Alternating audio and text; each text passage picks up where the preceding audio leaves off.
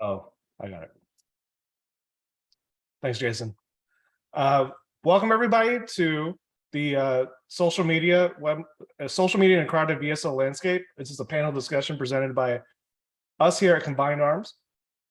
This is being recorded just so if y'all want to ever reference it back, we will send a playback back to everybody who wants to like reference this. So I'm going to play a short video for y'all. It'll be a few minutes, just less than 5 minutes until people trickle into the webinar. And right after that, we'll get started. Thanks, everybody.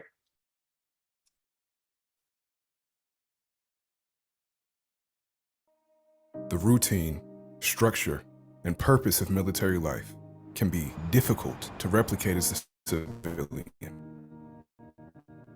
Deployment not only creates physical separation, but it can also produce feelings of disconnection, loneliness, and isolation. Military personnel returning to civilian life often experience transition challenges, such as finding new purpose, coping with visible or invisible wounds, connecting with loved ones, difficulty acclimating, and renegotiating roles.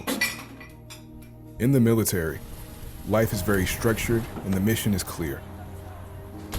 The transition from military service to veteran status can present an overwhelming set of life decisions and loss of identity. This often creates significant strain on family relationships while they establish their new normal. Many veterans have never created a resume, interviewed, or chosen their career path. In the military, they've been a part of something big, and they seek to find purpose in their next career. Veterans and spouses are often faced with managing lower wages alongside higher living expenses, balancing childcare, finding work-life balance, or career development and advancement opportunities. Long stints of time apart and regular relocations can lead to feelings of isolation for service members and their family. After frequent moves, military families are often unemployed or underemployed without a network of support. This sense of loneliness and lack of connection often compounds for caregivers, members of the LGBTQ+ community, and other minority groups. Loneliness and lack of connection can create long-term mental and physical health challenges. Due to the unique stresses of military life, veterans have an increased risk for relationship and mental health challenges. When you search for military mental health support, an overwhelming number of results appear. Tens of thousands of military serving organizations exist. However, each comes with their own unique qualifiers. Getting connected to an organization and receiving support often requires hours of paperwork, long waiting periods, and endless follow-up. Whether a veteran is looking for support to find meaningful employment, accessing higher education, improving their mental wellness, or connecting to their new communities, Combined Arms acts as a one-stop shop, helping to provide a simple solution. Success after service means connecting veterans and their families to the support they need to thrive in their communities.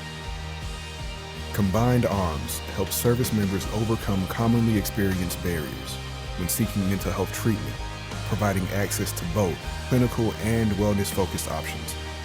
Options exist to help veterans and service members find their first civilian job, pursue education, change or advance their careers, or start their own business. Everyone is at their best when they're fulfilled and connected to their new mission. Strong social connections enhance a military family's ability to solve problems in times of need. Through partnership, connection, and support, Combined Arms honors those who volunteered to serve our great nation. Combined Arms connects people faster. We provide the front door to a network of support that tears down barriers and stands alongside all members of the military-connected community during their life's transitions. The military community is brought together through a joint commitment to service and sacrifice. With Combined Arms, the first year transition no longer needs to be the most challenging. The service of our veterans does not end when they leave the battlefield. they continue to serve our nation when they return home. With their unique stories and challenges, Combined Arms serves military families, special immigrant visas, active service members, veterans, and caregivers, channeling their unique ability to contribute to their communities. By harnessing the power of technology with a human touch, Combined Arms accelerates the connection to verified resources that expedite the path to leading healthy and purpose-driven lives. We believe in giving back to those who served. When we partner together, we can unleash the talent of the military community. That is the power of Combined Arms.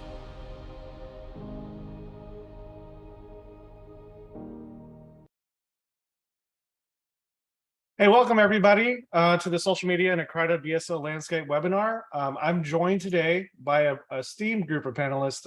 They are very, very knowledgeable in their fields, and I'm very, very excited to dive into this. Just a few things out of the way. Thanks for watching that video. We put that together just to give people ideas of what Combined Arms does. We are an we are an organization that convenes other member organizations in the VSO space so that veterans and their families can most easily access resources. That's it. We access veterans and their families to resources as soon as possible and most efficiently. And this done by a profile on our website. And if you all know of any veterans, or if you're a veteran yourself that's looking to seek out resources to improve your lives, this is where to go. We are all on social media. This is why you're here, obviously. These are our social media handles. If you look at this now, you can see this later on. These are our social media handles. Please join the conversation at us for any questions you may have. Also, if you have any questions here, make sure to drop them in the chat. I am going to start off with Shayna with the Travis Mannion Foundation. Shayna, why don't you talk a little bit about yourself and the Travis Mannion Foundation? Shayna, you're still on mute. I'm mute, sorry. Yeah, absolutely. So, I mean, just for those of you who don't know or haven't heard of Travis Mannion Foundation, our main goal is to empower individuals by uniting communities. So that's through training, developing, and highlighting the role models that are our veterans, our families of the fallen, and everyone else in that community space. Just a little bit about me. I joined the Travis Mannion Foundation in September 2021, so coming up on just about a full year with TMF. I manage and oversee the content strategy for TMF's wide array of brand channels. And all that I do, I lead with the TMF value of purpose begins with passion, bringing my skills, experience of content creation, graphic design, event planning, and consumer knowledge to help the organization's mission. What I enjoy most about my role within TMF is the inspiration and the resiliency that I have the opportunity to witness on a daily basis. I'm a proud wife of an Army veteran, and I'm honored to play a small role in helping our nation's heroes and families of the fallen carry on the legacy of service and the impact in future generations through service. Thank you. And of course, as a lot of us do, we wear very many hats, and as Shayna just said. Next, we have Violet. Yeah, so my name's Violet. To give you guys a little bit of background on Gossip Genie, we're a social media marketing firm based in Chicago, Illinois. We've been around for about a little over a decade now, and we work with a multitude of clients across pretty much every industry you can imagine. But more recently, we work with a lot of veteran service organizations, Combined Arms being one of them, and we oversee everything, all things social media, from the strategy to the execution of our clients' different campaigns. I've been at Gossip Genie for 5 years now, and I kind of just oversee the execution of these campaigns and some of our employees as well. And Bella is one of those as well. So Bella, if you want to talk about yourself a little bit more and what you do. Yeah, absolutely. I've been working with Combined Arms since early on this year. I'm lucky to have been working in a variety of industries. I've worked with healthcare clients, restaurants and hotels, charitable organizations as well, and help so many different kinds of brands tell their story through content creation and content strategy. And I attended Marquette University and I studied digital media, social media marketing, and public relations. Thanks, everybody. I'm Alan Wynn. I'm the marketing manager here at Combined Arms. I've been here since the beginning of 2019, which seems like a super long time ago, but it's really not that long ago. So Combined Arms started in about 2016. So I don't want to, I know that y'all are here to get some questions answered.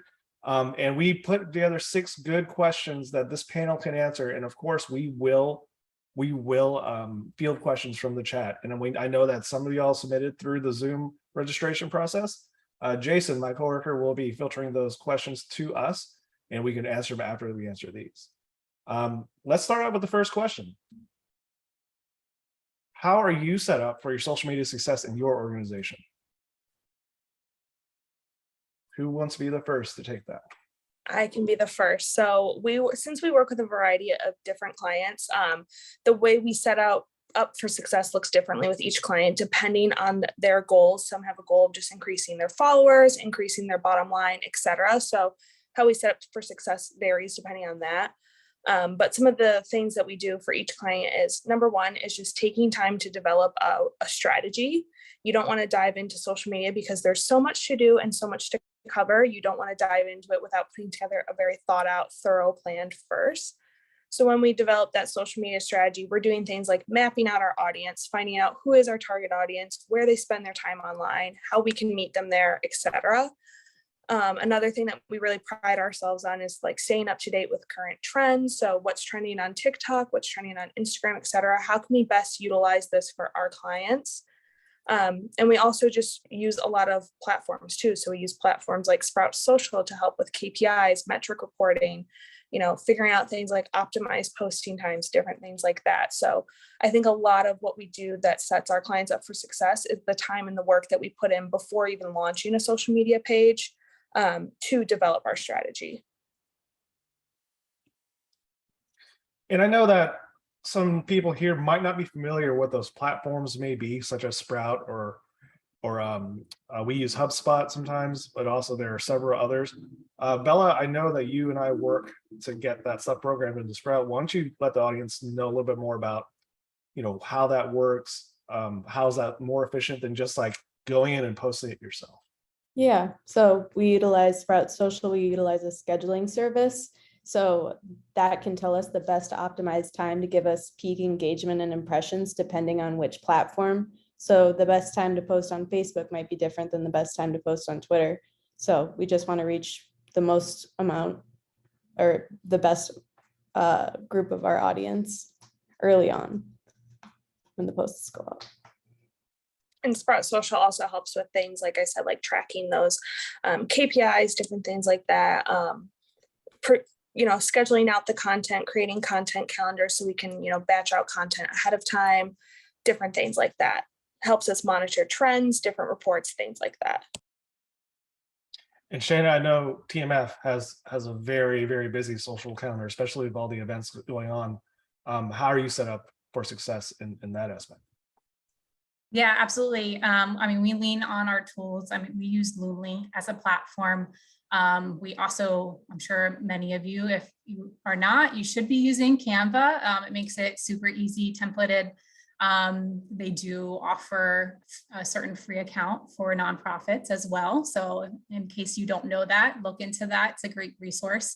I think Bella and Violet did a fantastic job of kind of covering, an overall aspect of, setting up for success. I know in TMF, one of the things that we're most fortunate about is having a team that supports experimentation. So which aligns with one of our TMF values of build, measure, learn, repeat, and knowing it's okay to fail, trying different things out. And that's how you learn, and that's where growth happens. So really leaning into that and, not being things are constantly changing in social. I feel like every day something new is coming out. So try something new, step out of your comfort zone. Don't be afraid, to test something that you haven't before. If it fails, okay, that's fine. which brings us into another TMF value. Failure is a bruise, not a tattoo. You're going to learn from that. You're going to pick yourself up, and then you're going to apply what you learned to do something better. That's a great philosophy about failure. And also, barring any super major mistakes in social, it gets swept under the rug so quickly. The cycle is so fast that, that failure will be very, very quickly forgotten. There's a quick question that does involve this in the chat. Does Sprout Social or any scheduling platforms give a nonprofit free account? I do know for a fact that a lot of these scheduling platforms have a limited free version. You could do so much, maybe schedule a limited number of posts in that. And so until you start getting larger and they see that, that's when they'll start charging you for an account. Let's go on to the next question because we got a few more. How is social media particularly unique in the VSO space? Shane, I'd love to hear what you have to say about that. Yeah, absolutely. I mean, first thing that comes to mind is community. We really have an amazing community in the veteran and military space. Just everyone, they're loyal, supportive, always willing to step up. For us, it's the if not me, then who ethos. So really, and it just creates a space to share resources, to foster connections, and to create that community, especially after taking off that uniform. So really, I think that, again, it's just community. I think there's different communities across all industries, but it's particularly unique in the military and VSO space. And Violet and Bella, I know y'all are pretty well prepared for this question because you both work with us and Dog Tag Bakery out of DC. And, I know that you have a bunch of other clients, but how does the VSO space particularly unique for y'all? Yeah, I think one of the biggest differences that we see from maybe like a CPG client or a B2B client is just the audience. So like Sheena mentioned, the sense of community and stuff, that's a fantastic element of it. But something that we've also noticed as well is because every service member's experience is different, and we're meeting service members at different points of their journeys. For Combined Arms, for example, it's people who are transitioning to civilian life again, also military family members, active service who are looking to transition, current veterans, things like that. There's no one defined audience. And so it's, having an ability to target and tailor your content to accommodate a multitude of people in their different unique circumstances. So I think that would be like the biggest difference for us with our clients who are in the VSO space. Bella, do you have anything to add? I think Violet did a good job covering that, just how we want to cater the content to different groups of people, showing them the resources that are available to them. It's not just one size fits all. I have a question coming in that's related to this because it's in the VSO space in particular. We're all very collaborative. We want to prop each other up. But this is a good question. How can I effectively handle partner repost, whether it be directly related to our organization or something just for awareness? For instance, Combined Arms, we do pride ourselves in being a convener, and we will help promote our member organizations posts and events because their success is our success. However, it's unique for every group. What do y'all think about that? I think exactly what you said. Combined Arms, we pride ourselves in resharing all of that. But I think also just being strategic about what you reshare and what you don't. Obviously, you don't have to reshare every single partner post, but things that are particularly timely and relevant, things like that. You also don't have to reinvent the wheel and create an entire post. Sometimes a quick reshare on Twitter or Facebook is suffice to reach your audience. That's one of the things that I always try to stress with reshares and things like that, is to find a fine line between sharing enough but not overdoing it, because you don't want to oversaturate your followers' feeds and then not reach them with the content they need to see. So that's just my piece of advice on that. I also know that I'm going to get a little bit in the weeds about social media here, especially in this age of people sharing content from other platforms in other platforms. I will bring up TikTok in particular. A lot of people will put reels or Instagram posts that were TikToks or vice versa or whatever it may be. Resharing, just like Violet said, is a great way to like decrease the workload and also just like piggyback onto each other's social audiences, because one person who sees the post that they normally follow for TMF might not have known about combiners before, or vice versa. Shayna, what's your experience in this? Yeah, that's a great point, Alan. And I think Violet did a great job as well.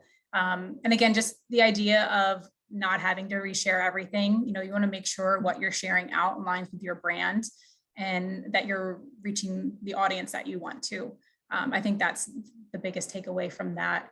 Don't feel pressured just because someone someone mentioned you or shared something about you. If it doesn't seem like a good fit, or if you've already had a lot of things going out, just be mindful of what you have already pushed out on your schedule, and making sure it's true to your mission and what you're trying to achieve.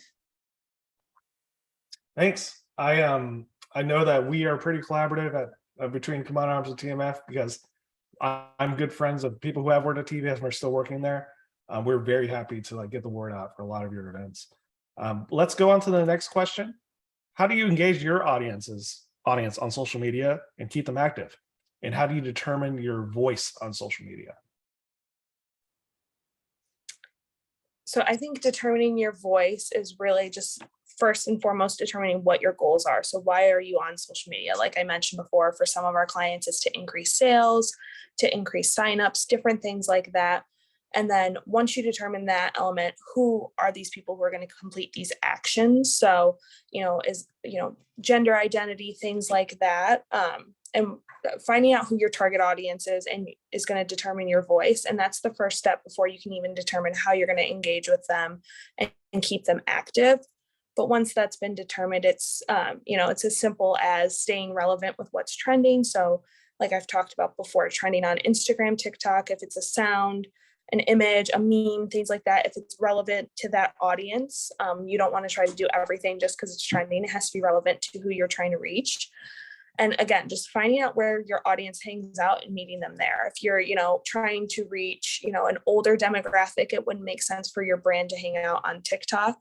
And vice versa, if you're trying to reach a younger crowd, it's not making sense for you to hang out on Facebook either. And then just some other general best practices that we always recommend is posting often without oversaturating their feed. So, once a day, sometimes twice max, because you don't want to oversaturate their feed and they don't engage with anything anymore, but you also don't want it to be crickets from them either. So you want to be just constantly top of mind with them, whether that's posting, Instagram stories and different things like that. I also just wanted to tag on, when you're determining your brand's voice, it might be helpful to, when you're building out the brand's personality, pick out some characteristics that you want people to interpret with your content. So like, are they not knowledgeable, industry leading? Are they more conversational and approachable? If they're humorous, would it make sense to share pop culture references? You just want to think about how you want your consumers to perceive your content, and also be consistent across platforms. So it might be more natural to be a bit more casual on Instagram and Facebook, and a little more polished and professional on LinkedIn, but you still want to be cohesive throughout. Okay. At TMF, we do a mix of content, and I think that depends on what channel you're working with. But video, photos, whether it's a static photo or carousel images, and then sharing compelling stories. I mean, we're in this space where we have so much room to inspire our community. But one thing I want to lean into is just the engagement and the engagement rate, which gives you a clear picture of how your content is resonating with your audience. So again, that goes back to trying different things, seeing what sticks. If you find that you've gotten a lot of comments and shares and likes on something, figure out how else you can share that in a different way, or how else that can show up across different channels. I'll add to that, Shannon. Thank you for bringing that up, because I'll notice how, some posts obviously perform better than others, and that could be any reason in the world, right? The algorithm and the formulas for social media aren't ever solid or figured out, because if they were, we'd all be doing great jobs and all knowing the system entirely, right? They constantly change it on us for this reason. However, there's nothing that will replace like manual in-person interaction and online interaction. For instance, if you get a lot of comments that are positive on a post, we don't hesitate to like reply to them, at them, and go, we really thank you for leaving this comment. For instance, if you were to interact with any other brand, say you had you were looking at an energy utility company, and they're too often go into the void. However, if you reached out to them via social media posts and they replied to you, you would have a better impression of them, just because they put that personal touch to their customers. So nothing replaces putting in the time to like engage with your audience, and don't engage the trolls, don't reinforce negative like comments or anything like that. Keep social media a positive space for your brand and your audience. Nothing replaces that in-person interaction, the quote unquote in-person interaction. One question we just got in that's related to this is using hashtags to hit the right audience. I know that's another like confusing formula. Why don't y'all share your expertise on that? So my thoughts on hashtags is a little controversial, but there's not a lot of recent research that shows that hashtags are as beneficial as we once thought they were. But that's not to say that we should completely abandon them either. I definitely think there is a time and a place for them. My general rule of thumb with hashtags is to use no more than 3 to 8. I think the sweet spot is around 5, and use a mixed variety of super specific ones. So for example, for combined arms, using hashtag combined arms, hashtag united after the uniform, things like that, but then also a couple of more broad ones as well. It's going to take a lot of playing around and different combinations to find out which ones that work for you. The other thing to keep in mind with hashtags as well, though, is if you consistently use the same ones over and over again, you will stop showing up in them, and just due to the algorithm and always making things overly complicated. So it just takes, my recommendation is just to have a bank of 30 different ones and just grab, 3 to 8 each time you post on Instagram. I don't really recommend them for Facebook. Twitter's pretty hit or miss. On Twitter, I only recommend a couple of hashtags as well. We had another question in regards to this. How do you handle negative comments? This is my philosophy on it. I think that a lot of brands do this too. If you look at it from their perspective, they didn't put any thought into their negative comment before they put it on your social media feed. So therefore, you shouldn't put any thought to it either, into blocking it and deleting it. It doesn't. If it's not, it's usually never constructive. It usually never brings up a valid point unless you've done something severely wrong as an organization. They didn't think about it, so you shouldn't be thinking about it when you just eliminate it from your own feed. What about y'all? I think that's a good point. And I think it's, when you read those negative comments, you need to determine whether or not it's constructive. Obviously, for a lot of our clients we work with who are like CPGs or B2Cs, if it's, an actual complaint of something that went wrong, it's super important to reply to those and make sure that people are seeing you reply to those on those pages, that you are resolving that, because it's going to help people build trust with your brand. But other than that, if it's just negative for the sake of being negative, Facebook has an amazing feature where you can just hide those comments. You don't even have to delete them. So none of your other followers will see them, but that person can still see it and not, get upset that you then deleted their comment. So yeah, I think it's just determining whether or not it's actually constructive, like Alan said. Shana? Yeah, I think Alan and Violet, you both covered it best. Just don't put your energy into, that negativity. There's too many other positive things to focus on, and, you don't want your brand associated with that negativity. So kind of just, skipping over it. Don't think too much in it. Otherwise you're going to lose sleep and it's not worth it. As Alan said, those people, they just post, they don't really think about it. They don't think it through, and you shouldn't give it more time than they did in posting that. So Alan, I love that philosophy. Let's go on to the next question. Does my organization need to be on every single social media channel? How do you pick and choose? I'm gonna give a quick answer. A lot of people in the chat have talked about particular channels. Shana, why don't you kick it off? Yeah, I'm just going to go with an easy no. You don't have to be across every single platform. It might take you a little bit to figure out where you should be and what serves you best. But really, you just want to meet your community where they are and put your time and energy into, again, those channels that are serving you best and that you're getting the most return from.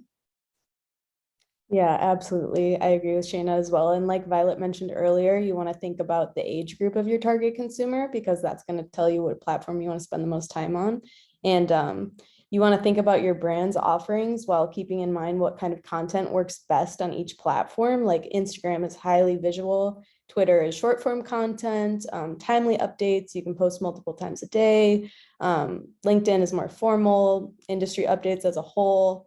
You can also funnel users from one platform to your more popular platform, telling your Twitter followers to head over to your Facebook. So yeah, you absolutely do not need to be on every social media channel. I agree.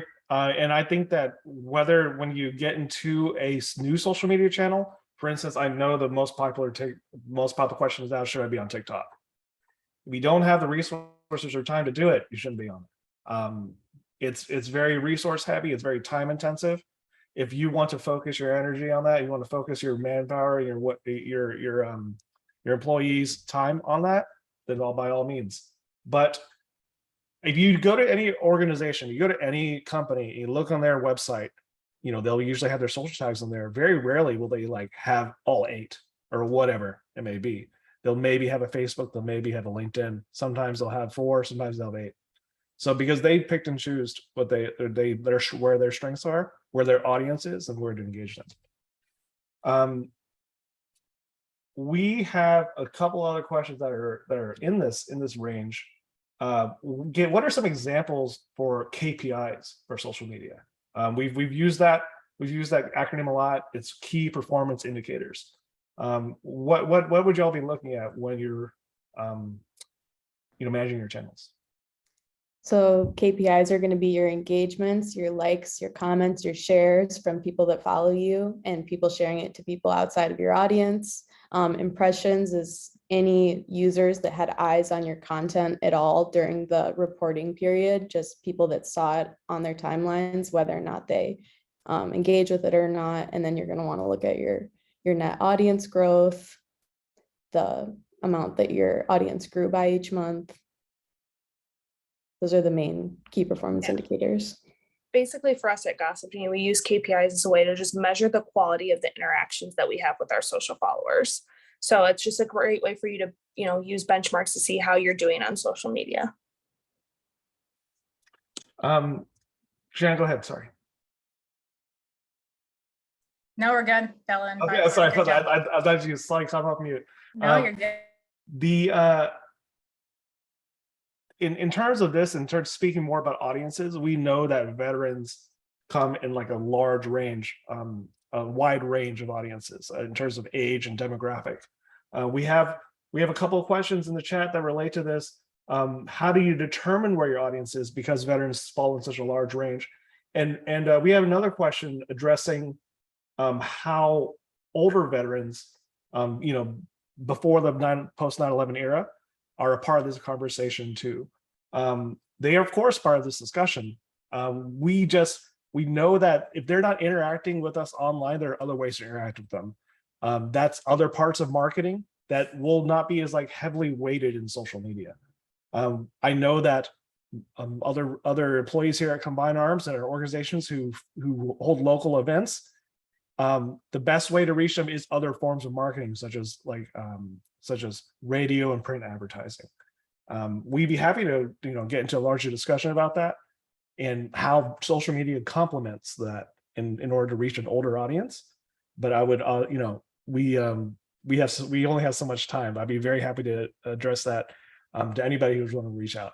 But go ahead and if y'all have any answers to these questions, determining the best audience for veterans. I think when you're working with, an audience that is veterans, where it is so diverse, there is some benefit to being on a few more platforms. My number one suggestion, if you're just getting started out and you only have the time and the bandwidth to start with one platform, would always be Facebook. And the benefit to Facebook is not only does it have the widest range of users as far as age ranges, but if you are able to and you have the budget to run any ads on Facebook as well, that'll help you reach that target audience better, because you can target by specific demographics. Like, let's say you have an initiative that you think would perform best with veterans of a specific age range or veterans from a specific branch, you can target out that way. Another benefit of using Facebook specifically, if you're using advertising on Facebook, is Facebook will host your ads on different platforms as well. So you can run an ad on Facebook, but have it appear on your Instagram as well. It also can appear on third-party websites and platforms. So if you're trying to reach 20-year-olds, it'll appear on websites that 20-year-olds are most likely to be on, and different things like that. But when you are trying to reach, a wide variety of age ranges like that, there is some benefit to being on a few different channels, at least, Facebook and Instagram to start. Shayna, I know that your audience, especially because I've met so many of the Team F mentors, they can be anywhere from 18 to 80. How did you find success in reaching such a large range of audiences?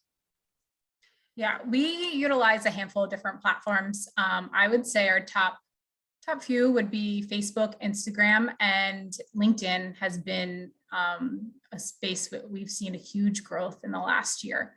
So we've really been leaning into that platform as they continue to add new tools and features. So really, and again, it comes back to, learning, who's engaging with what and in what way.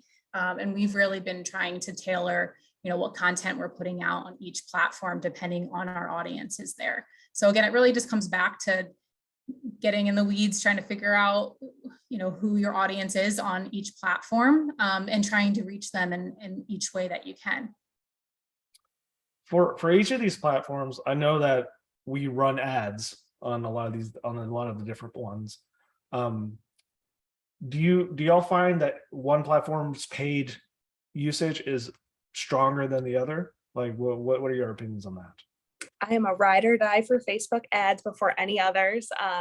I think Facebook ads are the best place to start. Like I said, you're going to have the best visibility. Facebook has a really great relationship with its partner organizations to get it on those third-party websites and things to improve visibility. So definitely Facebook. We also see just lower cost per result on those websites. So if you're a nonprofit and you have a limited budget to work with, Facebook's going to be your best bet, because you're going to see results for just pennies. Whereas a platform like LinkedIn and Twitter, it's going to cost you, several dollars to get results. So yeah, Facebook is definitely my number one. Instagram's a close second. I would also add to go ahead and play into the strengths of what you or your organization's employees thrive in, right? Sometimes a lot of them will thrive, they're great writers, and maybe Twitter is the best platform for that. Or they're great photographers and videographers, maybe TikTok or Instagram are the best for that. Or they just put together great graphics and ads, Facebook is the best for that. Playing to the strengths of your employees and the people that you work with. And maybe that'll help you pick and choose which platform. There's no need to fit into their box because we have so many options now. Let's move on to the next question, which I forgot this is it, because this is very relevant. I know a lot of everybody here, a lot of people in attendance either are doing it themselves or they just have a small team doing it. So what is your best advice on handling social media with a small or non-existent marketing team? I really like how you explained it, Alan, by playing to the skill set and the expertise of your employees, because there isn't a one-size-fits-all strategy.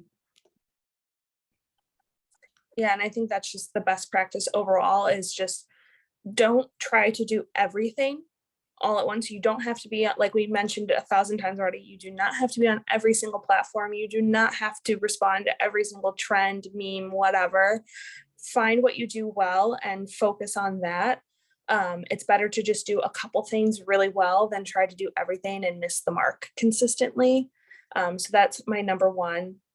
tip there. And then also just investing in the right tools if you have the budget for it. So a scheduling service that helps report metrics, different things like that, just some more things that you can easily offload so you can focus your time on the things that matter and getting those results. Yeah, and I'll jump in, really just quality over quantity. If you don't want to just push something out, you want to make sure it's quality, it aligns with your mission, and that you're really putting out content that's going to resonate with your audience. And you can just keep it simple. It doesn't need to be super fancy and a long paragraph, and then you just want to create consistency too. Figure out what your color scheme is, if you have a certain font type, your graphic templates, just something simple. Again, start small. You don't have to do everything all at once, but by being able to stream that a little bit, you're going to look a little more professional. You're going to show up in better ways. And again, leaning into those tools that are available. They do really help, whether it's a scheduler or Canva to create templates, that really helps out. And it's, basically another person on your team, just, helping you get things done. Yeah, and don't ever while the quantity over quality, quality over quantity philosophy is one I go by. Don't be too intimidated by how fast things move in like what the ocean of social media. A lot of times you'll put something up and you'll go, why didn't that get any traction? Don't worry too much about it. Really, just keep on going. Things catch on. As long as you're good with your voice, people start engaging with it, and that's really what you have to worry about. The fear or failure shouldn't factor in how often or what you're posting. Let's go on to the next question. I think we touched a little bit on this. The best or most interesting trends in social media to follow in 2022. And we are over halfway 2022 now. So the answer could have been different from the beginning of the year to now. I think on our end at Gossip Genie, one of the things that we're really starting to dip our toes in that I still am constantly learning about, and I'm not sure I'll ever have a full understanding, but it's just the metaverse and virtual reality that's going to integrate heavily with social media over the next few years. So we are already seeing it with some brands, like Wendy's just had a huge successful campaign in the metaverse. So that's definitely something to start looking into, but something that we've seen the past few years that's still a trend in 2022, but especially with, TikTok's popularity is just short form video content. So like TikTok videos, reels, different things like that. If you're ever creating content for your page and there's an easy way to portray, get the point across with a short form video, that's always going to be my suggestion over a static post now. So those are the two big trends that we're really following this year. What that actually was one of the questions in the chat. Can you speak more about Reels and TikTok? That space moves so much more rapidly than any of the other spaces on social media, because trends will be 2 weeks old and then they're gone. You won't ever hear about them again. It might be daunting, quite honestly, to get into. However, with that, TikTok and Reels are a more organic and less polished form of social media, and that therefore you shouldn't be afraid to push out whatever you think would be beneficial to your organization, whatever's most engaging. And that's what's like man on the street or like a quick videos that show where you are, like just interviewing people, whatever it may be. Sometimes the less polished the better. Yeah, definitely. And with TikTok, especially, something that we're noticing is that's a little bit different than other social media platforms. I know I mentioned this previously, is like you don't want to oversaturate your followers' feeds and don't post too often. With TikTok, though, it is quite an investment because the more you post, the better. It's not enough to post one video a week. You have to be posting consistently daily, if not multiple times a day. So that's one of the big differences that we're noticing as well. Whereas Reels, you can get away with posting, just a few a week. It's interesting because the VSO space to me has been a little bit slow to uptake. On the trends that are in social media and TikTok, etc. Shayna, what have you seen in the VSO space that you found really interesting? Sure. I mean, and going off of, I know short form video, I mean, that's really been a huge trend that continues. And I know being in the VSO space, you know, we have to be sensitive of our content and what we're pushing out, but I think there is an element to kind of bring fun to that. And that's one thing that we have focused on. Another trend I think that does well is carousels. I think instead of just, you know, regular simple one single post, we've seen great results from carousels, whether that's sharing statistics or a timeline or a gallery of photos, you know, and that's something that's simple that, you know, if you don't want to dip your toes into that short form video, try doing a carousel and seeing what kind of response you get from your audience. Also, a little bit less production when it comes to carousels. I know a lot of people have seen the content online. It just takes you going out and doing it to like start creating that content. So don't be afraid to like, really like the way this person or this organization is doing their stuff. Maybe I'll try to create something similar. There's nothing wrong with you know, trying to imitate something that you like until you find your own voice, until you find your own style. The next question is, what resources do you regularly read or reference for social media strategy? Our organization, we're always learning from resources like Sprout Social, Social Media Today, constantly learning new things every day. On nearly a daily basis, we collaborate as an organization and share social media platform updates, digital media news, whether it's just like a small tweak in the algorithm or a giant platform update. We always want to be in the know and know what's going to be best for our clients with these new updates. And some of the websites that we get those updates for are like Social Media Today is a great one. Sprout Social's blog has a lot of helpful tools. So there's a lot of websites out there that are posting consistently, even on like just Twitter itself, using that as a news source. So we reference a lot of different platforms to get our information and our updates. Yeah, Bella and Violet, those are, we tune into those as well. The Daily Carnage is a great one too. That kind of always has like a fun fact to it. It always pushes out to, you know, on a larger scale, some of your bigger companies, what they're pushing out, what they're doing, and really just following other organizations in the VSO space and any other individual brand page, you know, that you see that's doing it right, that's getting a great engagement from their audience. You know, really just finding those channels and seeing like, okay, how can I make this work, you know, for what we're trying to do and what we're trying to push out. As Violet said before, you don't have to, you know, reinvent the wheel. You know, you just, you know, take something, put your mark on it, add your brand to it and make it work for your audience. I also reference a bunch of websites that are considered quote unquote old school, like Adweek. I think Adweek is considered old school. They'll often like point out amazing strategies that other people have done, and like the success they've seen for that strategy. And what I'll also do is like, is if anybody's seen my Apple Notes, they know it's like a really unorganized mess of notes that I keep to myself. A lot of it is just screenshots of things that I see in the wild when I visit a website and like, wow, I really like the way you designed that ad. Like, I really like the way they you know, put these graphics together. And I just keep that as a reference, just like an inspiration board. I know there are more efficient ways to do this, like Pinterest is a good way to do it. There are other ways to pin or like get inspiration for things that you see, and ideas for social media campaigns. I also want to let people know, like right now, Dana in the chat is like putting together a lot of links for y'all to reference. And I think that is the end of our questions.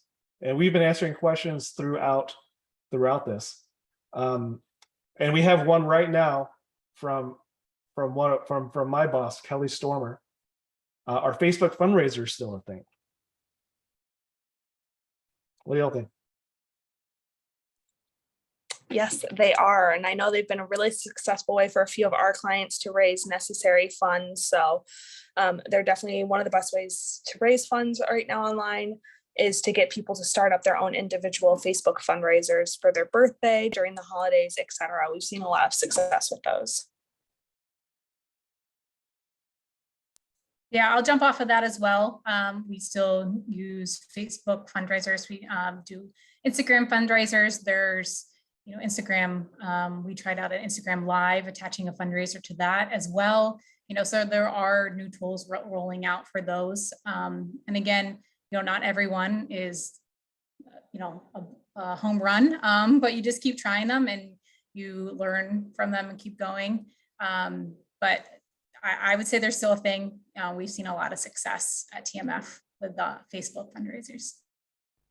I know that people will often, love to talk about their favorite organizations, their favorite brands, and this is just one way of getting attention to their favorite brands and so favorite organizations.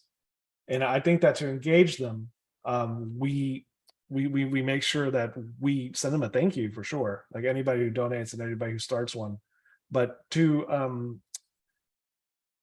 share on your own personal network. This is the more grassroots method of Facebook fundraisers. It's the more grassroots method of raising awareness for a cause. I'm gonna really hark back to, y'all remember the ice bucket challenge? I don't know, Bella, if you do.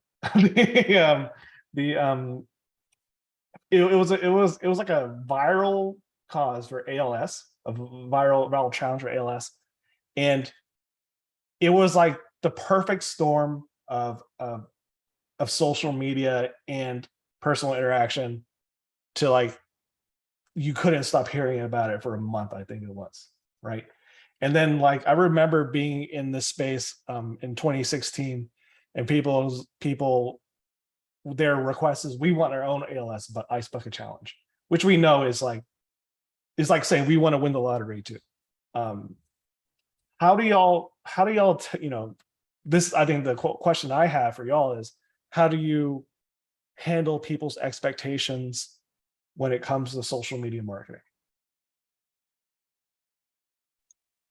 That's a great one. That's something that we come across often with our clients, is just gauging those expectations. I think one of our best friends is just the data. The reason that, ALS, to your point, Alan, that you mentioned earlier about if everyone knew the algorithm, we'd all be super successful. If, everyone could do an ALS ice bucket challenge, it wouldn't be what it is and as renowned as it is.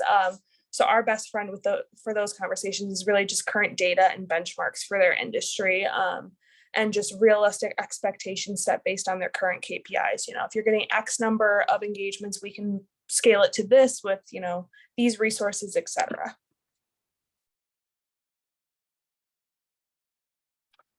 A lot of the questions that have also come through is people asking about general budgets for Facebook ads and what should I spend on that kind of stuff.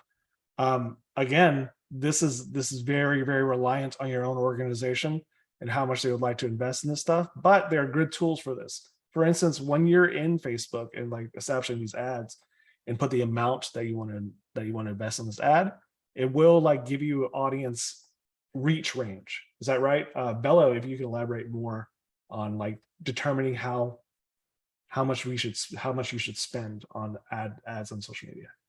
I think that really depends on an organization's budget, but you can definitely see success boosting a post for even $10 for 24 hours, which is what we do a lot. We do monthly campaigns to push the page as a whole to get more likes on the page, but we also will just boost a post for 24 hours for additional engagement for as low as $10, $15.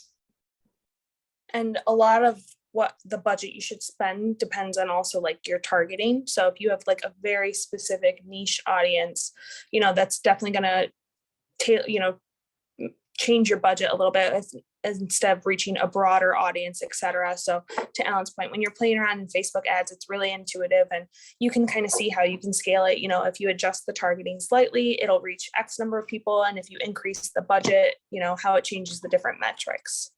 So Yeah. it really depends. Like Bella mentioned, you only need a few dollars to get started. You don't need to have a huge budget to get started with Facebook ads. Just a few dollars can usually do the trick. Yeah, and I'll just jump in there. And we have grown what we've done in ads. And Kelsey Hartel, our director of digital marketing, she handles that realm and does an amazing job. And we've seen a lot of growth from that. But again, what Bella said, just boosting. If you haven't gotten into that space, you haven't tried it yet, take 50, maybe if you want to do $50 for the month and just select what posts. I know what we've had success with. If we see that a post is organically doing well, we'll boost that. If you check in your insights, especially on Instagram, you see that you've gained maybe 10 followers from a post, boost that, so take advantage of how it's performing organically and just amplify that by putting even just a few dollars behind that. There's also a question in the chat about using YouTube pre-roll and consider YouTube as a social media strategy. I'll answer that a little bit. YouTube pre-roll is very valuable. A lot of people, as much as they dislike sitting through YouTube 15-second YouTube ads, the truth is they'll see them. A while ago, Google themselves tried to get their own social media off the ground, which was formerly known as Google Plus. But you don't hear about it anymore. Little did they realize their biggest powerhouse was already their social media powerhouse, which is YouTube. I definitely would look at YouTube as a social media strategy because it's no different than Google in terms of getting a pay-per-click advertising on there. While it's not social media in the strictest sense, I would still consider it in that profile. We are coming up on -3 minutes. I want to tell everybody to let us know what you thought about this. Take out your phone, scan what you see on the screen right here. It'll bring you right to a survey. We will read every one of them and make sure we reach out to anybody that has any questions. I know there were a lot here, and we tried to answer as much as we could in this about 1 hour time. Does anybody have any final thoughts and just parting notes that they would want to leave with the audience here? But before we take off.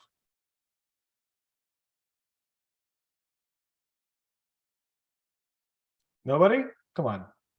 This is I would say that I know that a lot of organizations, a lot of people find this space very overwhelming and daunting. However, just like anything, if you just tackle it a little bit at a time, you'll eventually get pretty good at it and make it very effective for your organization or business. A lot of the people that we deal with are nonprofits. A lot of the people on this call are nonprofits, and we want to be a resource to help y'all to help y'all be as successful as possible. That's why we're holding webinars like this. And please don't hesitate to reach out with any questions you may have. Shayna, Bella, and Violet, I really would like to thank you all for joining us today. I'm sure everybody is very happy with the information that we have been providing them. Why don't you plug your organizations again for the people that didn't get it at the very beginning? Sure. Sorry, Violet. I'll jump in, go first.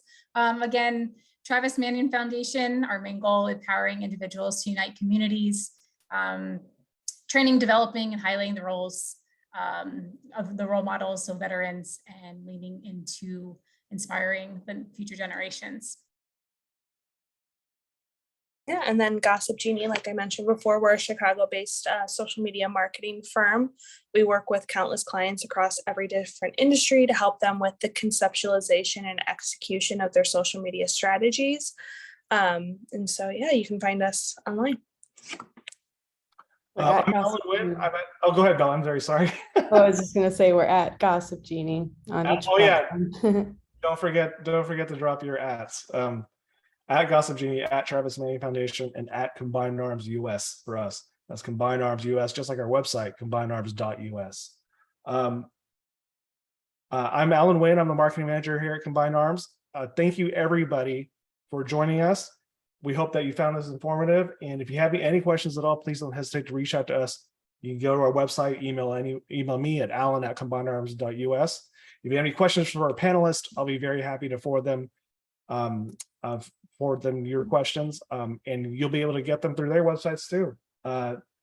Everybody will get a copy of this video on the webinar who attended, and we hope you have a great rest of your afternoon. Thank you, everybody.